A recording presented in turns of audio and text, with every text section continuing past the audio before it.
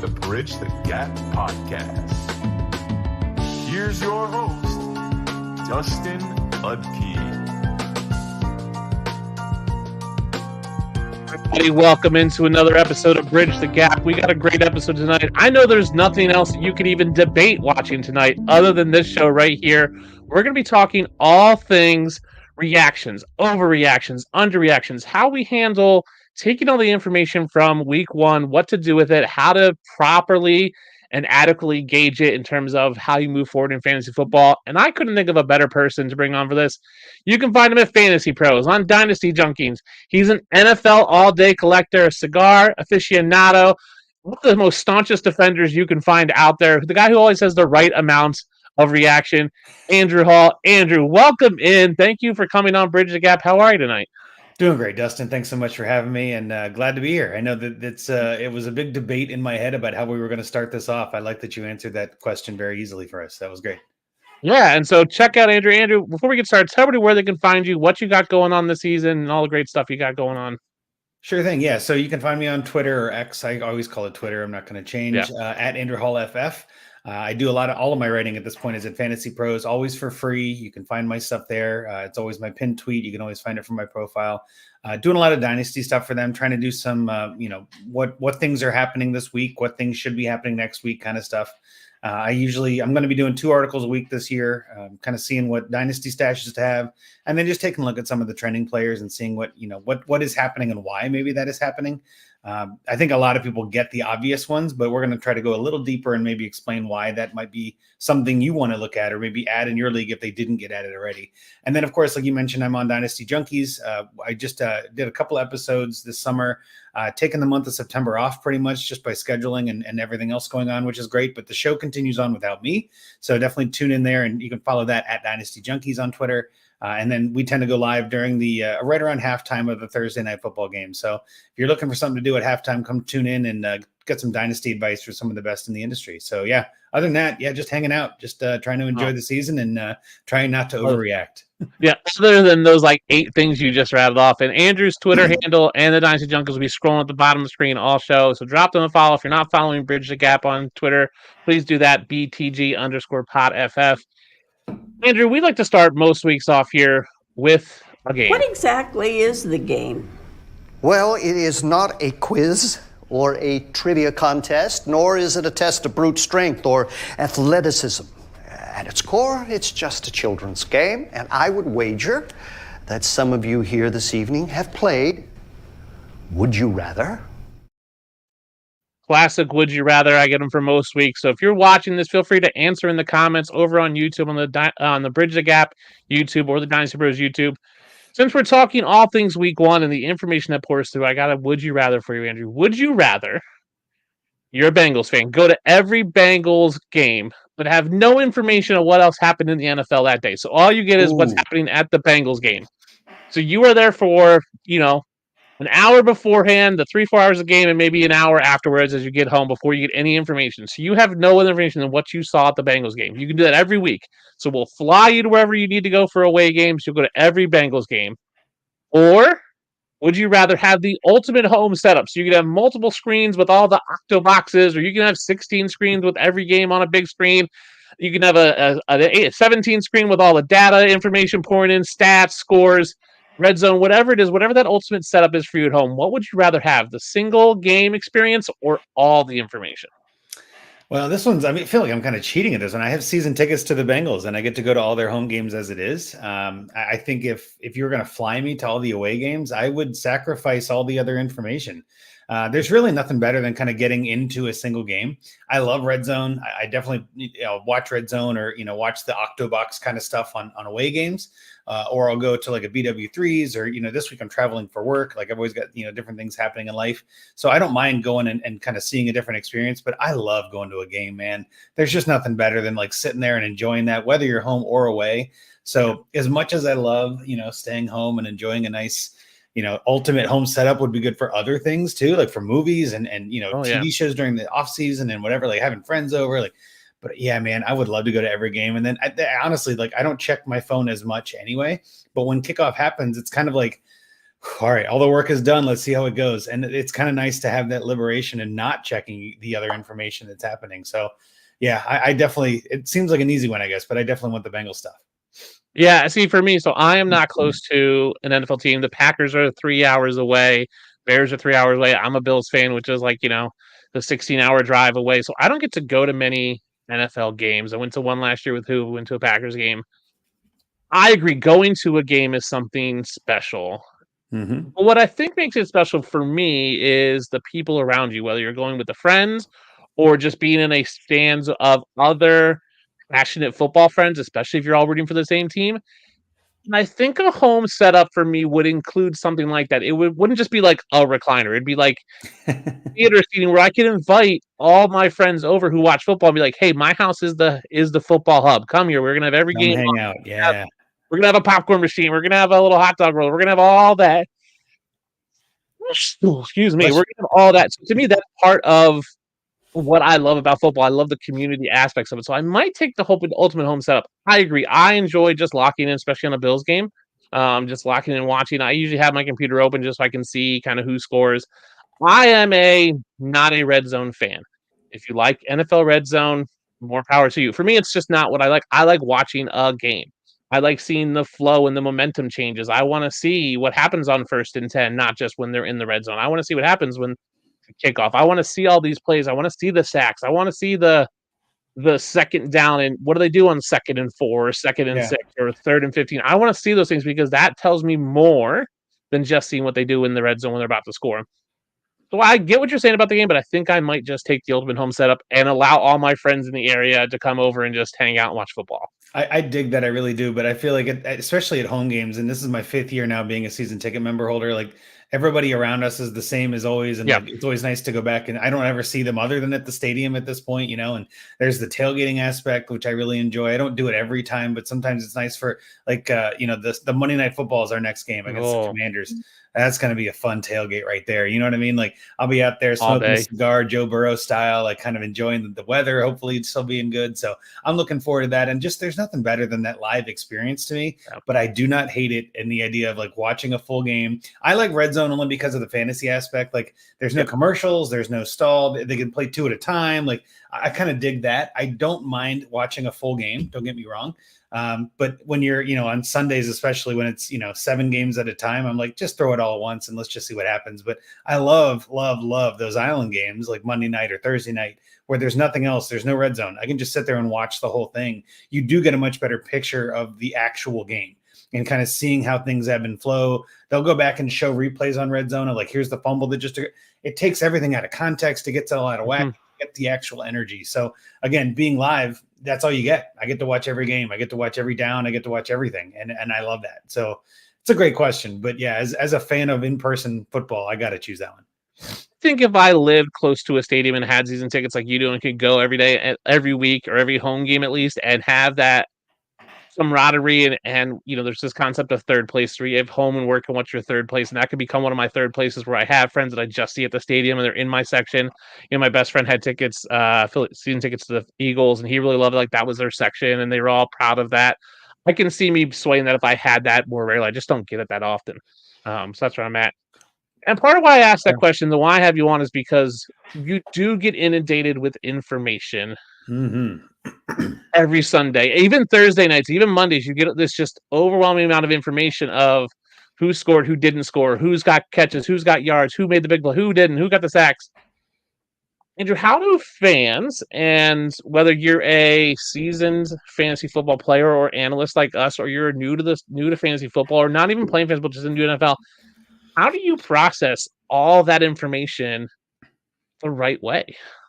Well, I don't know if there is a right way. I think that's a trick question. I like that. Okay. But I mean, there's a lot of ways to do it. And whatever way makes you the least anxious and the least stressed is the right way. And I know some people that is not analyzing it at all and just sort of, listening to a podcast and trusting their word. I know something that I tend to do, and I recommend this to anyone that's in a lot of leagues. It's using tools and making things take the decision off your plate, right? So I use a lot of my Fantasy Pros tools. My playbook is great. I actually just went through before we started tonight and kind of looked at some of my lineups, seeing who I was, who's injured now and who's, what's my weak spots. Like, do I need to go after a running back? Do I need to go after a receiver on waivers that are running soon? And I'll be looking at that after we're done. It's the blessing and a curse of being in so many leagues. But for me anyway, it's part of it is just, let's just have fun with it. And if you're not having fun with it, and I've said this to many, many people over the years, if you're not having fun with it, don't do it, right? If you're doing something that causes you stress or causes you anxiety, maybe it's time to think that over and say, well, maybe this isn't the way to do it for me. So in my world, what you're saying is like, what's the right way to do it? It's whatever way causes you the least amount of stress. If you've got a life and a family and kids and everything, and you can't get to waivers on Tuesday, you tried. Do your best. Put the lineup in for Wednesday for next week and just kind of play along. But I think ultimately, if you can use the tools to help simplify that process, or, come up with a way to check things or put things onto Twitter polls or whatever you feel like is best for you and let someone else take that pressure off, I'm always a fan of that. Yeah, I completely agree. And I've said this a lot on this podcast, like fantasy should be fun. And if you're not having fun, you're not doing it right. And, so my son, who's 11, started a fantasy football league this weekend with his friends at school. And obviously, me being an analyst, he thinks he has a leg up, and he has one other friend and her dad plays and her mom plays, and the other kids just have no clue. They know football, but they've never played fantasy. And we were talking today, and we drafted on Saturday. We aren't going to play week 1, just kind of the way things worked with timing with school. So we drafted, we had the second pick, we got Christian McCaffrey. So I said to him today, buddy, I said, hey, bud, just so you know, Christian McCaffrey's injured. He might not play next week. And he goes, yeah, my friend told me. And I said, okay. And he goes, I'm really worried about their team. And I go, bud, doesn't matter if we win or lose, as long as you guys are having fun. Like, this is what it's about. It's about you guys being able to have something to talk about and kind of trash talk a little bit. Like, oh, your player got hurt, or I beat you. I said, that's what it's about. I said, you can have fun playing and lose, and that's okay. Yes, winning does heighten it and make it fun, but there's other ways to have fun than just winning. And trying to just instill that into a young age, like, have fun no matter what you're doing, whether you're winning or losing. And I agree with you. When I have this overwhelming amount of information coming in, it's whatever doesn't stress me out. Like, do I need to look at unrealized air yards and ADOT and assisted separation scores and all these newfangled stats? No, I don't need to. You can if you want to. Yep. At the end of the day, there's people like me and you, Andrew, that go out there and we put the work in and we watch game and we put up these scores and we do these analytical numbers and we put this stuff out and we tweet things out and we have graphs and charts and tools. I think you brought up something really, like, use the tools that are out there. Find someone, a podcast, a Twitter, a couple people that you believe in their takes and you like the way that they back up their takes. Because if anybody's giving you takes and they're not backing it up, that's not worth it. Just lean on them. Like, help is okay. Like, you don't have to figure it all out on your own, because I think that's part of it. But Andrew, when you are looking at information, is there a certain stat that you do like to use, or is there a certain stat that you just don't really care about? Well, I think you hit the nail on the head. There's so many different stats out there. Like, there's so much noise and so little signal. And I think a lot of what I do is kind of what you said. And what I used to do a lot more of, actually, was listen to podcasts and start to understand the people that I trusted and kind of, see who backed their stuff up, who actually I felt like had a convincing argument, or who, laid out the facts and in a way that made me feel confident in their work, or what have you. I know also I tend to do a lot more of the numbers side of things. I've got kind of more of an engineering math brain. And so I tend to feel more at home in Excel spreadsheets and numbers. So I tend to kind of be attracted more, I guess, to that kind of data. So that means I know my weakness then is film. I know my weakness is something that I need to look into more, and I'm not going to get better at film in theory unless I actually watch the film. But instead of doing that, what I end up doing is listening to guys like Matt Waldman and Christopher Harris and Zach Reed and these other guys that are actually watching the film, and then, dissecting that and kind of parsing what they find, and then taking what I think is important out of that to match it up with the numbers that I find important. I mean, honestly, it's as silly as it sounds, and it's kind of, I don't know, passe, I guess, at this point, but I tend to look at opportunity rate and like targets and things like that. Like, I don't really care I do care, I guess, if you go 3 for 8, like you catch only 3 out of 8 targets, but if they're giving you 8 targets, that usually is something pretty sticky. Drops don't tend to happen that often. So I feel like drops aren't very sticky. And now, again, there are outliers to everything, but I tend to look at opportunity and just like, well, how many snaps did this running back get? Or like, how many snaps was this tight end on the field for that were actually passing plays? Those kinds of things I feel like mean more to me, because they just feel logically to me more sticky. But again, we're all trying to guess the future, and it's an impractical thing to even claim to be good at. So I always say you're throwing a dart blindfolded to a dartboard you don't even know exists. Like, it's just we're just trying our best. And as long as you're having fun with it, it doesn't really matter if you hit the dartboard or not. Just give it a throw. You never know, it might hit. Yeah, and I think me and you are very similar. Now, I am not a engineering math person, but I tend to have a lot more spreadsheets for things. And I look at opportunities as well in terms of, right, snap percentages can be useful, but I don't really go by them. Routes run is a good one, but I look at targets per route run as kind of my guideline. So when I look at someone who's played a bunch of snaps, run a bunch of routes, but only saw 2 targets, that's worrisome. Right. When I see someone who's, playing a few snaps but getting targets every time they play, does that mean they're probably in line for more stats? And I tweet this and I say this a lot, that once is a fluke, twice is a trend, 3 times is a pattern. I'm willing to gamble on a guy at low cost on a trend, but I'm looking for patterns. So when I have a history of a guy playing high snaps but getting low volume, and not just a guy, I also look at systems. I'm a big believer that systems matter more than we put into it. So when I look at a guy, no matter how talented he is, if he is in a system that doesn't value that position or doesn't value what he's doing, a la the Bengals and a tight end, no matter how talented that tight end, the Bengals just don't utilize that in the current system they run. So as much as I love Mike Gesicki, does it matter? They're ready to give me Mike Gesicki, Irv Smith, Hayden Hurst, whoever they want to bring in. They just don't utilize them. I feel the same way with the Bills with Dalton Kincaid, and people have been bashing me for my Dalton Kincaid hate. It's just the system does not value tight ends. When he runs 25 routes and only gets 2 targets, and I watched all the 22 film and saw that he was open for majority of those targets, it's just not valued in that system. It's just not a 1 or 2 read in that system. And there's some other things I have issues with, but that's another thing. So I look at opportunities in terms of the system and what the system is providing. Yeah. Some systems in the NFL are run heavy, some are pass heavy, some are tight end heavy, some are, deep threat pass guys, some are short over the middle guys. Like when we talk West Coast offenses, those short intermediate passes, that's what I'm looking for. Like, who fits in the system and is it repeatable? So when I look at some of these things, we'll talk about some of these players later. So stay tuned in. We're going to talk about a few players that, are we believing them or not? That's where I'm at. And I tweeted this out a little bit ago, like the amount of hype you have for a guy that did really well should match the amount of despair you have for someone who did really bad. And I think we talked about this a little before the show. Like, if you're going to believe in a metric, you have to believe in it for everyone. So if you're going, hey, this guy ran a ton of routes and played a ton of snaps, and he's good because you weren't expecting that. When you see a guy who you were expecting more production from, but ran the same number of snaps and routes, then he still has to be good, because if that metric is true for someone, it's true for someone else, not based on your expectations. Is there any real information that you ignore, Andrew? Like, you're just like, I don't pay attention to that. Like, I hear it and I see it and I go, okay, on to the next one. What's funny? The over the years, I think the one thing that I've started to ignore the most is healthy scratches. And by that, I mean, if there's a player in week 1 that is a healthy scratch, like Dylan Lobb comes to mind, Jalen Wright, like some of these guys, right? Like, just because they're a healthy scratch and they didn't get any stats does not mean you shouldn't be looking at them, especially in deeper leagues like dynasty leagues, right? Yeah. So I think sometimes that can be, at least in my opinion, where you can find some nuggets of gold, because sometimes people look at the snap count and it's 0. And we were just talking about how snap count and opportunity is everything. These guys didn't get an opportunity. That there might be more context and nuance to that, right? Yeah. So I don't just ignore zeros. I want to be like, well, did they suit up for the game and then didn't go in? That says a lot more than did they not suit up at all, because the coach is just thinking, hey, we have enough guys to go today. We got to make, last minute cuts to the roster on game day. So again, I think there's a lot of players like that, especially in the running back position, that I love pouncing on early. And I mean, if there's going to be anything I take from week 1, it's like, who are guys that we can kind of get ahead of the curve on? And it's almost always running backs, because running backs just get worn down, unfortunately.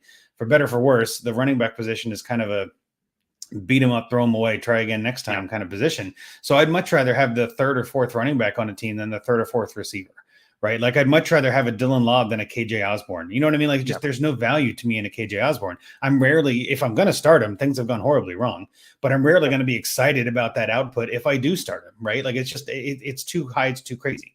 But if I'm starting someone like a Jalen Wright, for instance, this week is a prime example. Devon Achane and Raheem Mostert are both a little bit dinged up. Now, we don't know how bad. We aren't sure yet what's going to happen, but that game is on Thursday, right? Like that game is an island game. There is a high likelihood that one of the two ends up sitting out just because it's early in the season. You got to worry about load management. Mostert's not a young kid anymore. Achane's a little younger, of course, but Jalen Wright, the rookie. I mean, I know my buddy Ronnie Evans, big fan of Jalen Wright, been hyping him up all offseason. I've got Jalen on a bunch of teams, and I think this is, again, speaking of that exact thing, right? Jalen Wright had 0 opportunity last week and could get 20 touches this week, like we saw Jordan Mason do on Monday. Like that, I wouldn't be shocked at that if things fall the right way. I'm not predicting it to happen yet. I'm just saying that's one of those guys that I would love to jump on and be ahead of the curve on. I just think that's where you get the most bang for your buck. So again, I'm ignoring some of the inactives, I guess. Some people look at that like they weren't good enough to start. No. It's not that. It's just sometimes you got to make some decisions, and they felt like they had enough running backs, and Dylan Lobb didn't get the chance, or Jalen Wright didn't get the chance. So I guess if that's anything, that's the one thing I'm ignoring, other than the obvious coach talk in a positive way, right? You almost always have to ignore positive coach speak. It doesn't do you any good. Tua Tagovailoa looked great out there today. Well, of course he did. You're not going to say otherwise. You know what I mean? Like he did look good. Things like that. But then you have to then not ignore the negative coach speak. When a coach is saying something bad, that's usually not a good sign.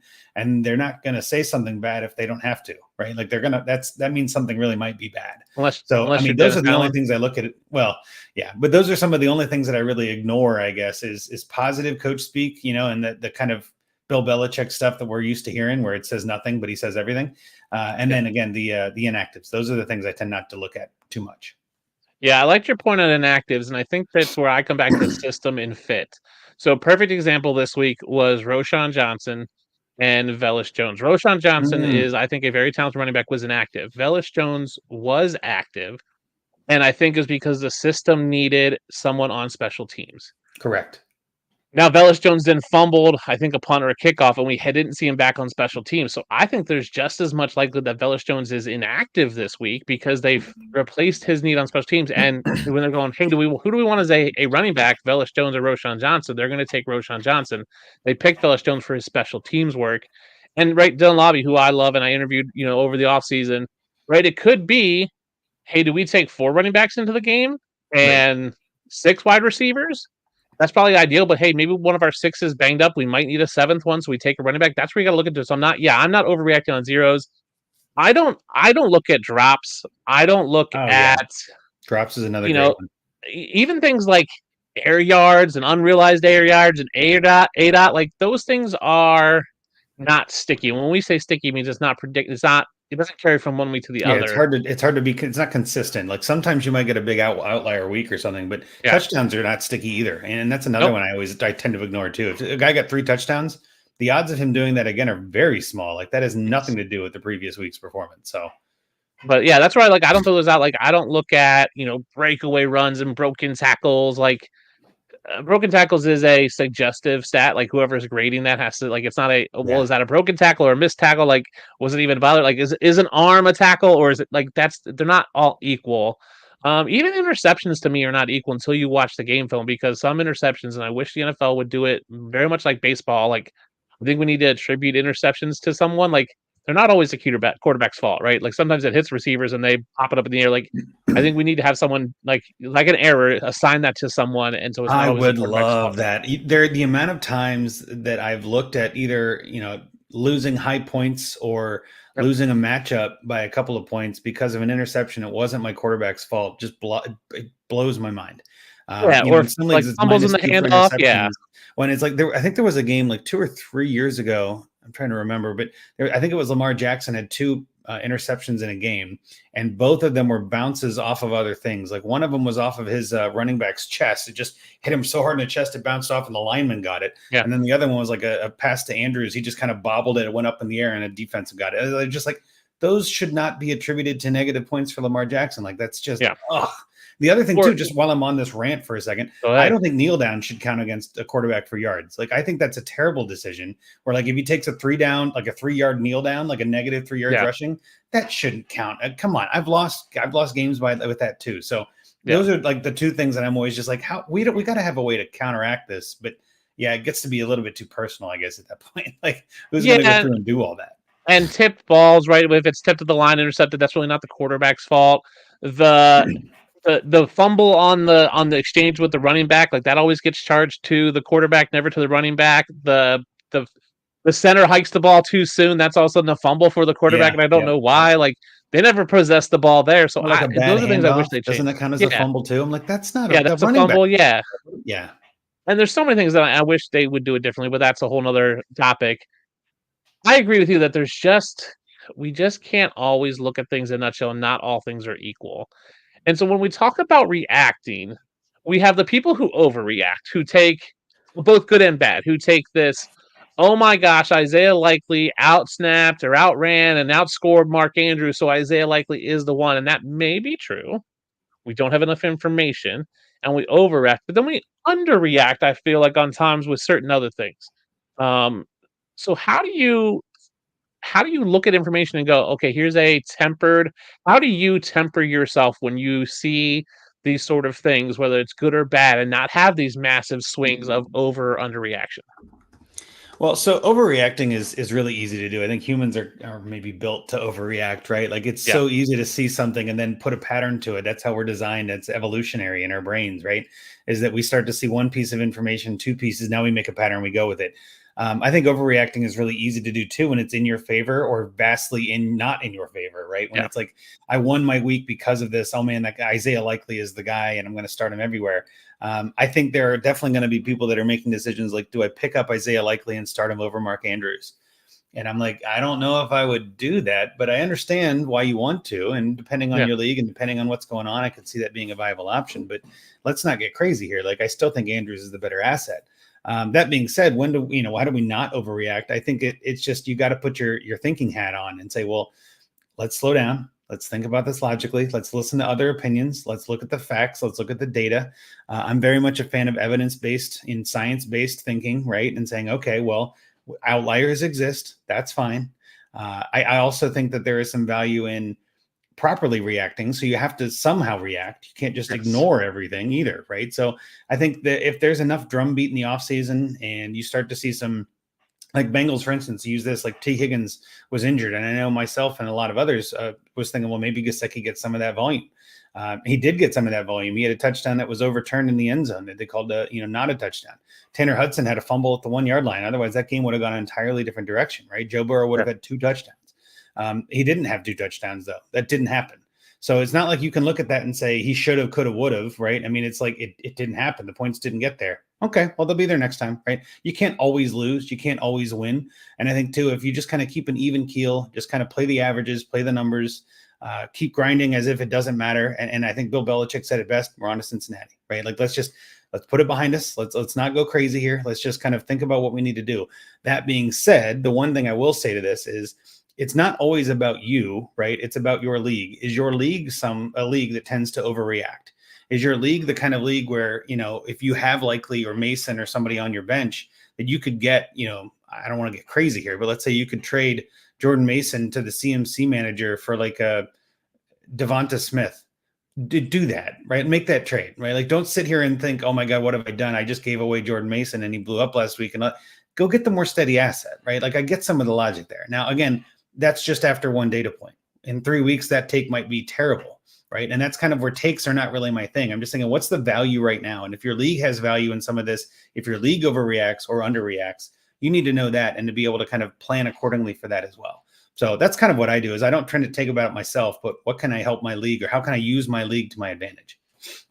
Yeah, I think that's huge, right? It's taking what you have and knowing the situation you're in, right? If you're in a league and someone is going to be, if you're in a league with San Francisco 49er fans, maybe Jordan Mason has a lot more value, right? Or someone just got beat or someone lost because of Christian McCaffrey. Can you trade him for more? And I think you're right. I think we as humans are designed to react in a stronger negative way, and not just in football. Obviously we see it in other things, and it's going to happen a lot tonight with the debate going on. We have a tendency to see one thing and see that one data point and take it to the extreme of, all of a sudden, this person is the worst person in the world or this person is the best person in the world. We talked a lot of this at the Fantasy Football Expo of, Oh yeah, what's the history of this person or this thing, and does this one data point back that up or not? And what are there more than one data point when we look at 1 week of football, or we look at one instance of a person's life, or one incident that happened? What does the history of them say it is? And I'm willing to bank on a history of something being good, like you said, Devonta Smith, versus the one data point of Jordan Mason. And I think that's where, as humans, we need to take a step back and not react. And we want to, part of it is jumping on the bandwagon when there's this overreaction of, see, yeah, and it's like, oh, I told you Jordan Mason was good. But yeah, pick up Jordan Mason, or pick up, like, right. Friday morning last week was all Isaiah Likely. Isaiah Likely, got to pick him up. He's the number one waiver guy. And then now it's Jordan Mason's the number one waiver guy. And we forgot about him, and we forget about Justice Hill, and we forget these other players that had good weeks that could be fantasy assets. We just take this one data point and we get tunnel vision, I find. So in the life, I think we all need to just take a step back and go, what other data points are there? And I think we need to look at other opportunities. I think we get very black and white with things of, this is either, I look at one thing and it's either this or that. And in reality, it's probably a range of outcomes. So much gray. And yeah. What do I think is the most likely? And how many, let's say if there's 4 outcomes, how many of them are positive? How many of them, maybe it is 50-50, maybe it's 3-1 positive. Okay, then go with the positive plan. Maybe it's 3-1 negative. Let's take Isaiah Likely. Outcomes are, he continues to be better than Mark Andrews. He's just as good as Mark Andrews. Mark Andrews becomes back to Mark Andrews, and Isaiah Likely goes back to what he is. Well, 2 of those are good. 1 is bad. What percentage of 100% is that 1? I think it's probably more like 60, 30, and 10. Yeah, how do you weight them, right? They're not equally weighted. Yeah. They're not equally weighted, and you have to weight them. And so I'm willing to add Isaiah Likely on my team if he's available and I have an open spot. Am I willing to start Isaiah Likely this week? Probably not. I had 3 shares of Isaiah Likely. I didn't start him anywhere last week, and I'm probably starting him in all 3 this week just because the other option wasn't great either. Like in one league, I started Jonnu Smith over him because I'm like, I don't know what to expect, and Kansas City tends to shut people down, and that was a terrible decision, right? The other one, I think I started Cade Otton over him. Like I just thought Cade Otton, I just have this vibe that he's going to be good this year. He wasn't terrible this week, but he wasn't Isaiah Likely good. But when you look at it too, nobody was Isaiah Likely good. Like he was the only tight end to score over 15 points per reception scoring. Like nobody else scored more than 15 points. So it's kind of like he's the only one on the pedestal. There's no one else to look at for tight end. Tight end was just bleak this week. So I think that's part of where it comes down to too, is the context, the nuance, right? Like, are we spending everything for Isaiah Likely? Well, no, every tight end stunk. So let's not go crazy. I mean, yeah, go get him if you want, but don't blow your crazy fab on him. That's what I'm saying. Yeah, I agree. So like in Scott Fishbowl, I did not start Isaiah Likely. And I end up looking at my roster for this week and I'm rolling him in and I'm taking out Romeo Doubs. Like no Jordan Love. Yeah. I will put Isaiah Likely in for the upside. And I think I managed to get, I think I got Kamante Turpin in there because of the kicking upside.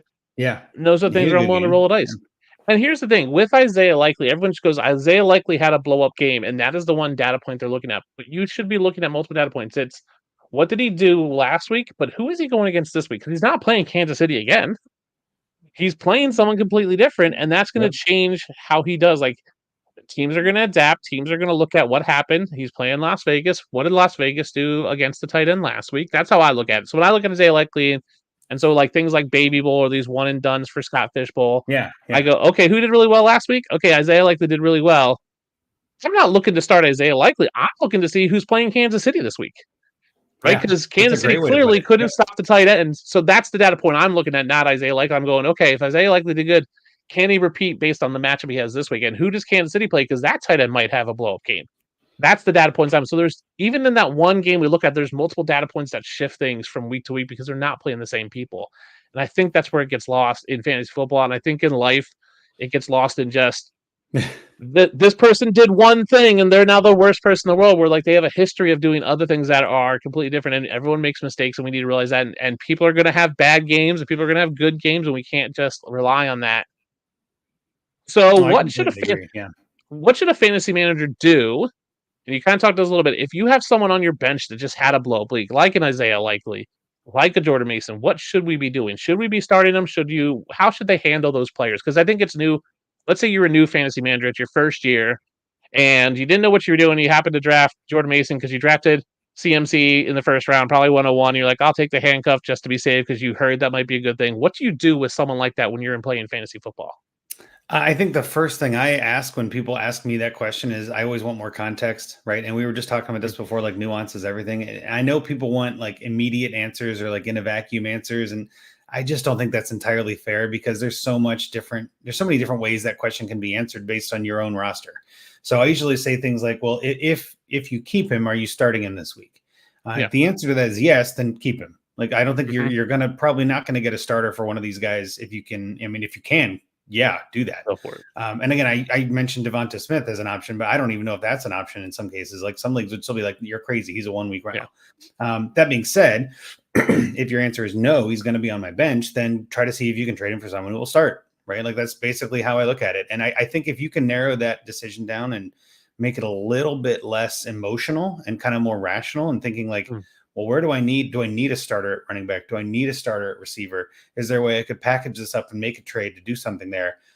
That's what I love doing too during the season is doing 2-for-1s, sending something like, I don't know, like even just to kind of pair the two, let's say Isaiah Likely and Jordan Mason, you pair them up for like a Sam Laporta. You know what I mean? Like something like that could get done. As crazy as that sounds, the Sam Laporta manager might be like, yeah, you're right. Maybe these two guys are the guy in redraft. I'm not talking dynasty. But in redraft, those kind of trades can happen a lot more often. And that's what I really like to do is free up a roster spot, which has a ton of value. And you can go pick up the next guy, like Dylan Lobey, like you were saying, or Jalen Wright, if he's still available or what have you. So you can kind of get on the next train and just kind of fold that value in. And as long as you're upgrading your lineup and your roster and your starting lineup, you're going to be better off for it. So that's generally what I do and kind of how I look at it, because your bench doesn't win you titles. I mean, the depth will get you there, but who's in your starting lineup is ultimately what's going to matter come weeks 13 to 16 or 17 if the league goes there. No, I think you're right. Depth will help you win, and that's where I look at it. Like, what do I need in the next 5 weeks? Like, how long do I expect Jordan Mason to be starting? All right, Christian McCaffrey. Now it sounds like he has Achilles tendonitis, might be out next week against Minnesota, maybe week 3, might be something he's dealing with. So let's say I say, okay, let's say I expect to get 4 more weeks out of Jordan Mason the rest of the year as a RB1. What do my bye weeks look like? And so I'm a big fan of spreadsheets. So I've got spreadsheets for all my leagues, and I map out each week of like who's on a bye, who do I need to fill in, where am I weak? Look at that. Then what I try to do, especially with trades, is I look at all my players each week and go, what would I sell him for right now? Without talking to anybody else, without looking at anything like, what is he worth? If someone says Jordan Mason for, and you can go players or you can go like draft picks. So let's say, is Jordan Mason worth a first round pick? Yeah, I'd sell him. Is Jordan worth a second round pick? Yeah. Is Jordan worth 2 seconds? Probably. Like, and where does that line cut? Like, how do you start cutting off? So when I go, if in my head I go, okay, I think Jordan Mason is worth 2 seconds, and someone goes, hey, I'll give you 1 second. You go, right? I want to know what that value is for me, so I'm not back and forth and him and hawing, because you only have a short window to get these trades through, right? Tuesday, Wednesday, Thursday is really your it. Like you trades on Friday generally don't happen. Saturday never happen. So that's where I'm at. So I try to do that with I have these blow up guys. Like, what do I think their value is in a nutshell in whether it's redraft or dynasty? And let's say we're talking redraft. Like, what is he worth for the rest of the season right now? Like, where's my line? Like, let me rank my top whatever players. Okay, he's worth a Devonta Smith. He's worth a Amari Cooper, whatever it might be, and go from there. What do you do if you have a disappointment in week 1? What if you have a Drake London or a Trey McBride or Kincaid? Dalton Kincaid. Yeah, one of those guys like that. How do you handle that? How do you properly react to those situations? Well, so first things first, I try really hard not to sell low on anybody. Yeah. I tend to think, especially if it's just 1 week, you had your draft, you've got one data point. I don't think I'm dropping Drake London for Isaiah Likely, right? Like, let's be clear. Like, that doesn't make sense. Now 2 weeks changes that calculus a little bit. 3 weeks changes it even further, right? If we see guys like Dalton Kincaid getting under 5 PPR points a week after 4 weeks, I'm dropping your butt. Like, get out of here. I don't need you anymore. I'll try something else.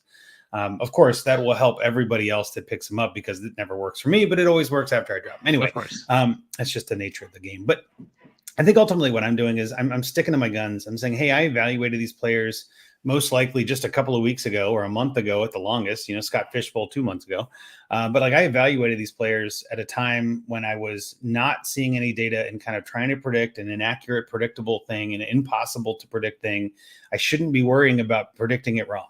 I put a tweet out earlier yesterday, I think it was. Where it was like, oh man, I should have started Baker Mayfield over Joe Burrow. Like, no, that's probably crazy. Now I get some of the logic in those two exact examples, but the general premise is what I'm talking about, right? You don't usually start QB 24 in predicted ECR who ends up being QB1 over a guy who was QB8 who had a dud week. Like, that's just, don't beat yourself up on that. Lineups are always going to be a part of this game. I know that Best Ball takes that out of there, and I love that. I love the charity leagues that do Best Ball. Please do more of those. I'm probably more likely to join your league because lineups for me are just brutal on Sunday, especially if I'm going to a game. That being said, lineups are important. You got to pay attention, and I'm starting Drake London. I'm starting Dalton Kincaid. Like, I don't want to go too far away from this. Now, that kind of to counteract the other way a little, I will look at why they didn't do well. Was there an injury? Was there some reason? Was it the defense like taking away Drake London? Probably in that game, right? And they just focused all their energy on Drake London and Kyle Pitts, and neither one really had a tremendous game. Will that happen again this week? I don't think so. I think that both of those should be fine, right? And again, I'm speculating and wildly generalizing all of this stuff. But if your gut says something different, don't not listen to your gut, but don't be afraid to stick to your guns either. That's kind of where I go with a lot of this. Yeah, I agree with you on that. Like, for me, we always say this, and you see this on Twitter, it's process over results. Yeah. Yep. And to me, week one is not one data point. It's just another data point into the data points I had from the offseason. So if I believed in someone in the offseason because my offseason prep, whether that's me doing the work or me listening to someone who did the work, either way is the same. If whatever process I use, and for me and you, we do our own process, right? That's part of being an analyst, is we look at these players and situations and go, okay, I have this guy as my quarterback 10, right? Joe Burrow and Baker Mayfield's quarterback 28. But I looked at this week and said, hey, Baker Mayfield's a great matchup. Like, I started him in Baby Bowl and these one and done leagues because I liked the matchup. Where I can only use them one time a year was the best matchup. To me, week one is just an extra data point in the process that I've already done. And so if I'm listening to Dynasty Junkies or Bridge the Gap or, football guys or the fantasy footballers, and they're going, I'm wondering, I'm worried about this guy and we don't know, and maybe, right? And then week one backs it up and you can add that to a data point, then you can kind of refine your process. And it's just more data into the process you've already done. If you're just taking week one as your only data point, you're going to make mistakes. For sure. Because you just can't.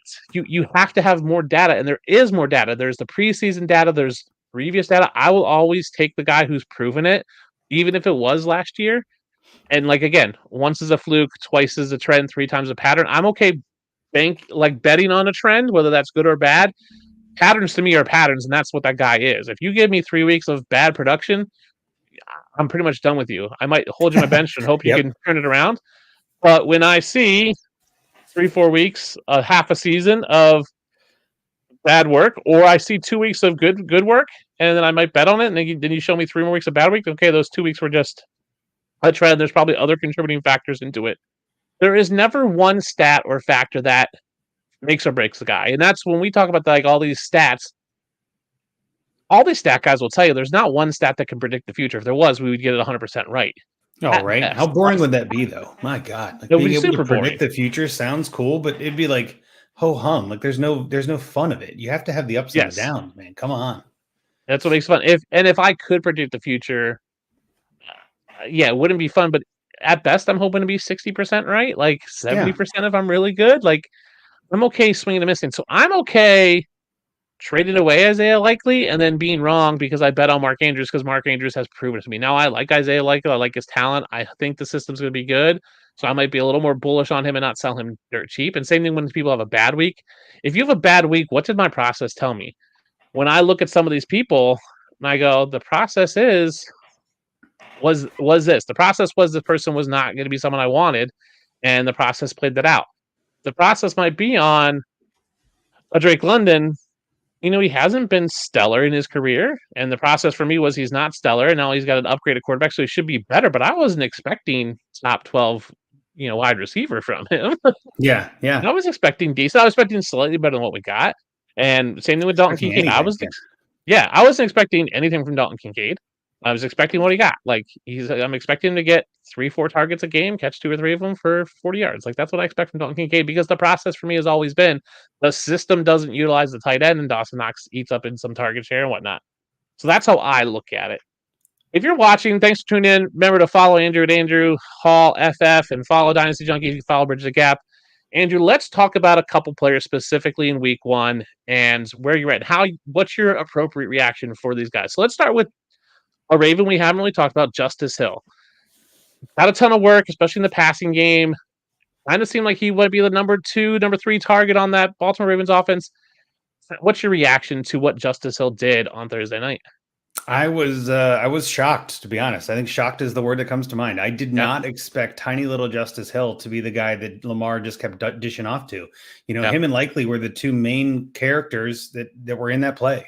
And that blew my mind. I did not see that coming. I know I have Justice Hill in a couple dynasty leagues, but nothing of substance. And I don't think I have him in a single redraft league. So I was pleasantly surprised. And in PPR leagues, I'm definitely going after him. I think that he is somebody that could be flex worthy if we keep this up. They obviously didn't seem to have any interest in passing the ball to Derrick Henry. He was stuffed a lot and didn't get a lot of attention outside of the tackle boxes. And, just kind of the Chiefs were able to hold him down, but Justice Hill got a lot of room. So yeah, I'm not saying I'm in on Justice Hill, but I'm willing to add him in place of guys that, like, for instance, like a Dylan Loeb or something like that, where it's like he was an inactive, Roshan Johnson. Like, I have him on some deeper redraft leagues like Scott Fishbowl and things like that. It's like, you go 22 rounds, you're going to have guys like that, but Justice Hill might still be out there, and maybe I'd make a pivot from someone like Velus Jones even. I'd much rather have Justice Hill myself. So yeah, I think he's a very obvious, in my opinion, waiver target this week. Yeah, he's going to be like after Thursday, I think even after Friday, like one of the obvious guys that's going to go underrated on the waiver wire. Right, I agree with you. I'm taking him over some of these guys like a Ray Davies, who was like, oh, maybe he's something, and he ended up being nothing. Someone even like an Andre Yosevach for the Bengals, who I really loved, who I was hoping to be better and might still be something. But if I need the immediate help, I'll pick up Justice Hill. A shocker for me this Sunday was Ray McCloud. Yeah. Ton of work. Yeah. Guy who's been around for a while and has never really done much. He seemed like he was a serviceable flex play for you. What are your thoughts on Raymond McCloud? What's your appropriate reaction for that? I mean, my appropriate reaction is I want to see it again before I start him. You know what I mean? Like, I don't know if it's just one data point, and much like Justice Hill, it's just one data point. I'm not saying Justice Hill is start worthy now. I mean, again, depending on your roster, if you had all the injured players, then yeah. But Ray McCloud, again, the receivers, I just feel like are a little bit more hit or miss. They're easier to have big, huge weeks.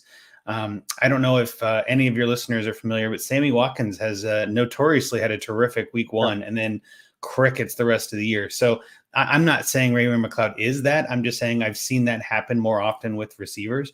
And I think too, with the way the modern NFL is and the scripting of plays and the way that you can plan for 3 weeks for your week 1 opponent and then only get 1 week after that. I mean, maybe there was just some fluky thing there too. So I like it. I don't love it. I mean, again, I don't have any Ray McCloud, but I mean, if he slides through waivers and nobody grabs him, maybe it's somebody I'll spend $0 on or, get him off the first come, first serve kind of thing. But good for him.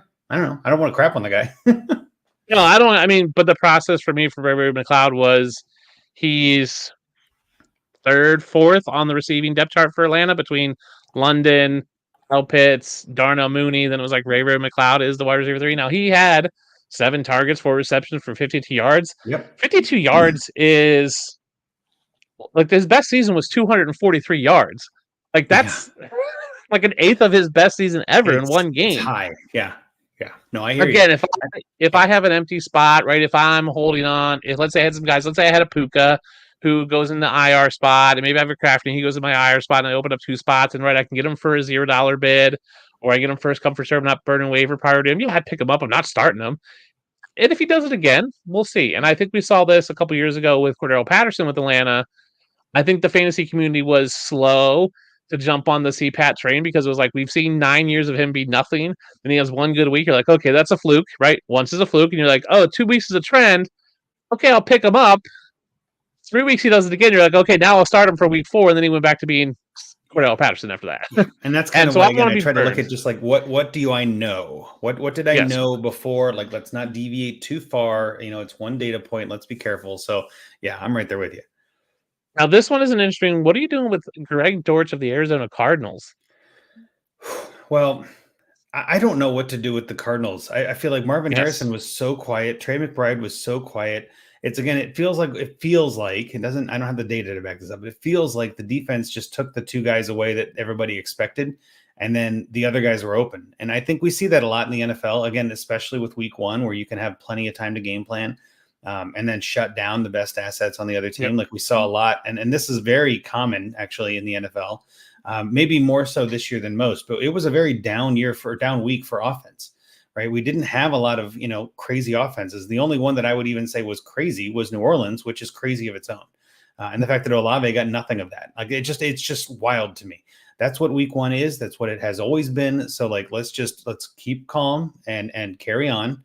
Let's put Greg Dortch on my bench and see if it happens consistently. But yeah, definitely same as Ray really for me, like happy for the kid, but I don't know if I can trust that. It just seems like fool's gold to me, Yeah, I think there's some data points that suggest he might be good. Like the fact that Arizona seems to not utilize their outside receivers a ton under this offensive scheme. We saw it last season. Again, I think he should be on everyone's teams. Like if he should not be on anybody's waivers, he should be rostered. I don't think he should be started, right? I think you're right. There's that 1 week trend of the Bills, having plenty of time to game plan for Marvin Harrison, Trey McBride, Michael Wilson, and Dortch kind of be the benefit of that. So we'll see what happens with having less time to prepare. But I think he should be a speculative play. I think if you got hammered with injuries, I think he's an okay flex play this week, but I'm not super like, oh my gosh, Greg Dortch is the number 1 receiver. Yeah. What about, we've hinted around Dalton Kincaid. How are you reacting to what Dalton Kincaid did week 1? And the Bills are a weird team too, aren't they? Like you're a Bills fan, you know this. Like I didn't know what to expect coming into this season, but I can tell you that I didn't expect Dalton Kincaid to be this bad, I guess, in 1 week. But at the same time, it's just 1 week. Like I think that they're probably just going to get their heads on straight. They're going to figure out the talent they have. They're going to, Josh Allen is a beast. Didn't he have 2 rushing touchdowns this week? Am I mistaken? 2 rushing, 2 passing. Yeah. That's not going to happen as a Josh Allen manager in a lot of leagues. I loved it, but I don't think you're going to rely on that.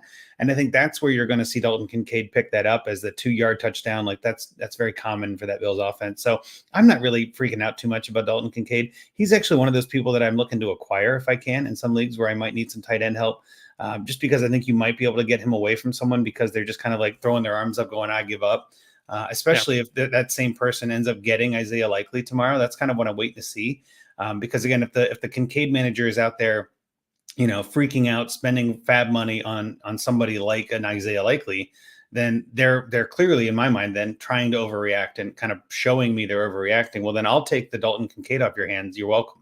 And I'll gladly sit on that and see what happens with it. So yeah, that's kind of where I land on a lot of this stuff is, I still think talent is going to win out in the long run. I wouldn't be shocked at all if we see Dalton Kincaid finish as a top 8 tight end at the end of the year. And this 1 week was just a blip, didn't matter. We see it all the time, especially at tight end. Yeah, I mean, I think I've been traditionally out on Dalton Kincaid. I think the Bills system does not utilize a tight end. I think Dawson Knox is going to eat into it. I'm not entirely in on him either, but it costs.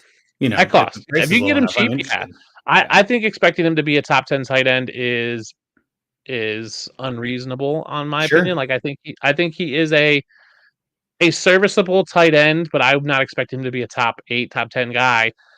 I just think it's Bill's system. Today I watched the All-22 film because I wanted to know what was going on with Dalton Kincaid, and on his 25 routes, he was open for majority of them. And I saw some things that I said I questioned some things about him. I just think he's never going to produce high end unless Dawson Knox gets hurt, and there's some opportunities for him. There was some plays like he was looked at, but he didn't make his break quick enough, and Allen had to change because of pressure. And there's some things like that can be worked out. I think he could produce better. But if he gets more than 5 receptions a game, I think you should be super happy.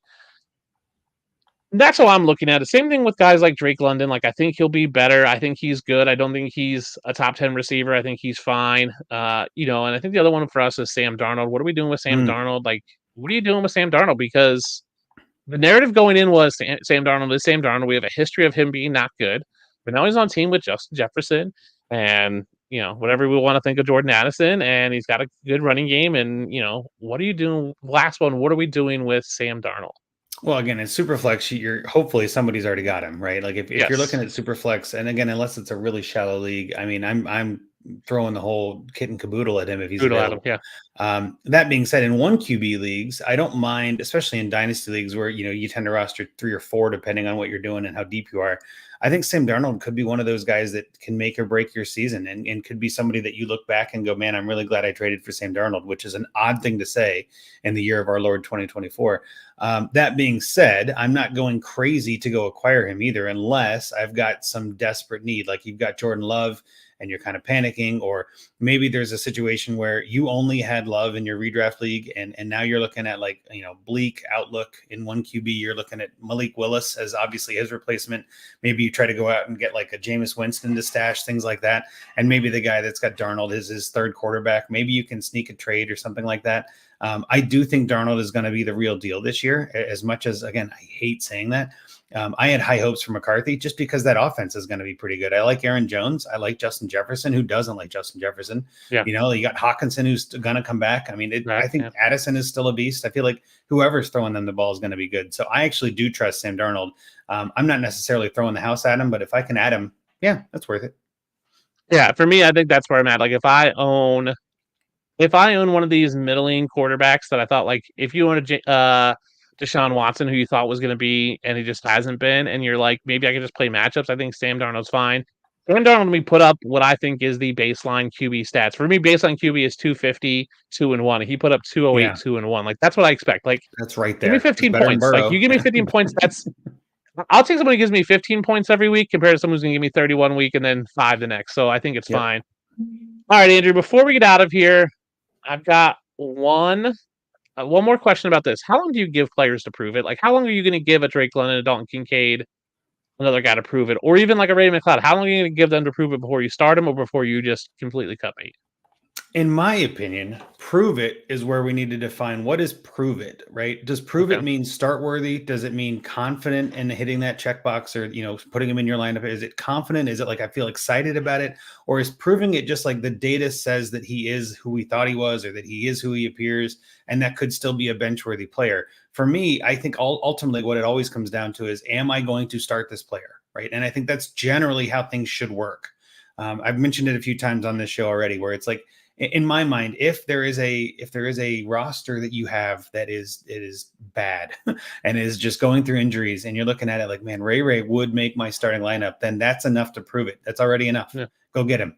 I think that there are definitely some teams that I've had in the past. Luckily, not even though I had a bad week one, I dodged a bunch of injury bullets. But I know that there have been some teams that I've had where after 1 week, I'm staring at my roster just going, I need to make something crazy happen because it is not working. And sometimes you just got to change the mojo.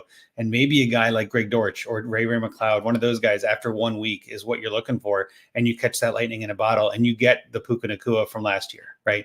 I think that's something, or was it 2 years ago now? But point is, like, you get that kind of value crazy fast. And if you think that that's the guy and you're listening to all of us and all of these analysts that are talking about numbers and APOE and all these other different numbers and letters and whatever, like all these crazy stats, and you somehow find somebody that likes him and you trust and you want to go all in, man, it's fun. Go have fun. Go do it. Go get it. I think that's all it takes for me to prove it. And I think too, if you're in a league where you get kind of crapped on for doing things like that, who cares, right? Just go have fun with it. And again, if you're a team that's suffering injuries, trading and maybe your only option here. Waivers may be your only option here. Like go do something. Just do something. Like the meme with the stick, right? You can't just sit back and take it, right? Go churn that bottom of your roster. Go drop somebody and pick that guy up just in case. So that's kind of where I'm at. And I think that's where it's going to be up to you what you think proving it is. Yeah. I think for me, prove it is like show me, like I said, once is a fluke, twice is a trend, 3 times a pattern. Show me a trend, and then I'm willing to like make a judgment on you. Whether that's good or bad. And then 3 weeks, once I get a pattern of what you are, then I'm willing to roll and I'll trust you. That's proven it to me. We got one last segment before we get out of here. It is a Mount Rushmore. Mount Rushmore? Yes, a Mount Rushmore. Andrew, we've talked about these games and we talked about you going to games. So give me your Mount Rushmore of stadiums or arenas. They don't have to be football that you want to visit. What are your top 4? Like, I want to visit these bucket list stadiums that you want to go to. Yeah, unfortunately, I haven't been to that many, so this is an easy one for me. No, not easy, I guess, especially narrowing it down to four. I if I could pick any stadiums, I would go to Candlestick, even though it doesn't exist Okay. anymore, right? Like just old school stadium. But We'll do it. I would Okay. take Levi's. I'm fine with that. I feel like the 49ers have always been one of my favorite teams. I think it'd be really cool to go see that stadium. And again, I would pick the old Candlestick, but I get why you can't. It doesn't exist. I think that'd be a good one. I like domes a lot too. So I think I Okay. would probably go see the Mercedes Dome. Is that the one in Minnesota? No, it's like U.S. Bank. Mercedes US is Bank. There you go. Falcons. Yeah. So US Bank though, that stadium just looks really cool to me. Like that dome, the way that's all built, and again, in the temperatures of Minnesota, like having that would be cool. The new stadium in LA looks amazing. SoFi Stadium, I think, is the one. That Yep, thing looks SoFi, yep. crazy cool. And then I'd be remiss if I didn't go see Jerry World. You know what I mean? Like I would love to go see, sit in Dallas and watch a Cowboys game. I'd have to wear a Cowboys jersey or something and kind of blend in. But yeah, it would be Levi's. It would be Minnesota, the US Bank Arena or US Bank Stadium, I guess is what it is. Yeah, U.S. Bank Stadium. Yep. And then SoFi Stadium and Cowboy Stadium for sure. The AT&T Stadium, I guess what it is, right? Yeah. I agree with you. SoFi is on my list. Just the way they built that stadium, the way that it's open, or you kind of walk in and then you go down, kind of very much like Lucas Oil in Indianapolis. I think that's kind of a cool stadium. It's new. Yeah. It's got the big scoreboards. It's got these club boxes on field level. I think it'd be cool. I've been saying for a while, I really want to go to Soldier Field before they tear it down. I've been there. It's Soldier great. Field, like Highly it's just recommend one of Soldier. those, Yep. Iconic stadiums. And it's going to be got a couple more years. I really want to go to Arrowhead. Arrowhead would be cool. That's a I've good been pick. there. I've been on the field, not during football. I went during the flag football game when the draft was there. It was really cool to be on the field. I just want to be there, like in the stands for a game and experience that. Like it's one of the loudest stadiums. I want to experience that. And then my last one, I'm going to take a non-NFL stadium. I'd like to go to MSG, like Madison Square Gardens, to see. That's a good answer. A Rangers or like a Knicks game, like something like just the history of that building. Yeah, that's a good. To me, like sitting with like MSG Boston is Garden, like so much history. Yeah, it's just like MSG is like to me is I'm from the East Coast. I'm from Philadelphia. Like MSG was like the mecca of the sports world. Like everything that was big was that. Like all the big concerts were there. Like Billy Joel does a residency there. Like it's just. It's MSG, cool. right? Yeah. It's just the history of that building is there, and it's like downtown, right in New York City. Like that to me just has to be to go in there and just feel the history of that. For Mount really Rushmore, cool. that's a great answer too. I mean, that's just so much. That's a great answer. Yeah, I mean, I think the new stadiums like SoFi's cool. I think Allegiant in Las Vegas, those are cool. Jerry World's a cool stadium, but I just want like the history. I've been to Lambeau. I really want to go to like even I thought about putting Wrigley on there. I've never been to Wrigley. There. I've been to Wrigley. I've never been to Wrigley Field. Like I feel like I need to go just once because it's like iconic. Same thing with like Fenway. Like there's those iconic stadiums and parks where you're like, man, this is just so many things have happened here, and so many iconic sports moments and memories have happened in those arenas. I feel like you have to put one of them on your Mount Rushmore. Wrigley Field, there's the seat that Steve Bartman sat in. There's a sticker on the seat, so you know which one it is. Like that kind of stuff. Like you could go and kind of relive that. Anything on the Green Monster in Boston would be awesome. Like, yeah, I've been to the Fenway Park and all of that. That's a crazy stadium. Tons of good stuff to do there. But living in Wrigley, I got blessed to be able to go to Wrigley a bunch. That was awesome. Oh, that's Soldier nice. Field, great time. Go at least once a year. My wife and I always go to a game in Chicago, so those are great picks too. But Mount Rushmore is tough. Like there's just too many. Soldier Field story. We were supposed to go. Well, the neighbor down the street, his son had his birthday, and he wanted to go see Messi play. It was Argentina versus Ecuador in a U.S. friendly at Soldier Field. So I was like, oh, cool. The four of us will go. The dads and the sons.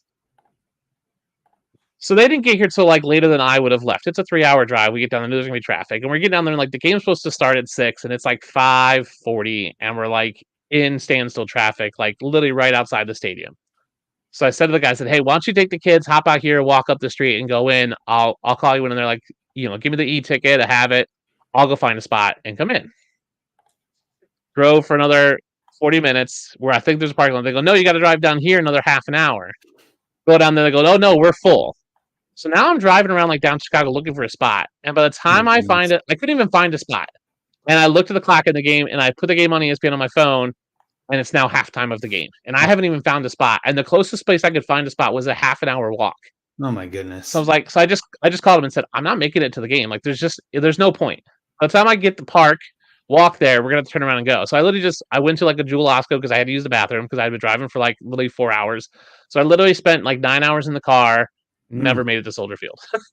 That's brutal, man. That I will say this: Brutal. the thing that I don't like about Soldier Field is getting to Soldier Field is by far the worst. It is the I know worst. there are a few games I've gone to where we leave like the hotel or the area downtown where we're meeting people. We leave like an hour before we want to get there because you just need plenty of time to get there. Yeah. Yep. Well, now you've learned, I guess, for next time.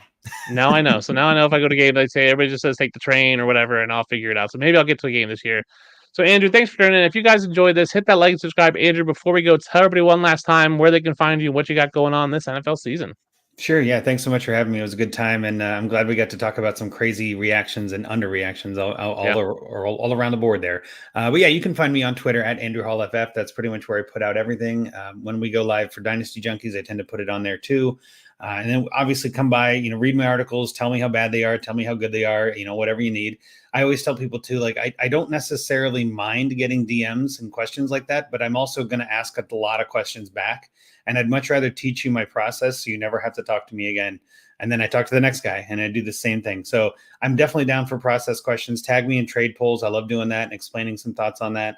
And then again, if you're, just curious about what to do and have a team that you don't know what to do with it, we have Find Me a Trade as part of our Dynasty Junkies series.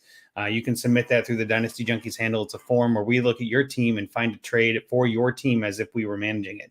And again, you've been on the show. You know how that's like. There's a lot of good value in that. So yeah, just other than that, just again, thanks for having me and looking forward to a great week 2 and seeing what we overreact from that.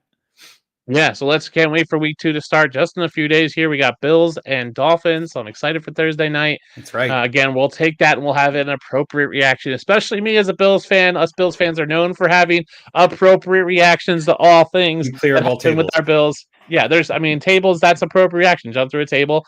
I saw someone jump off a bus onto a table.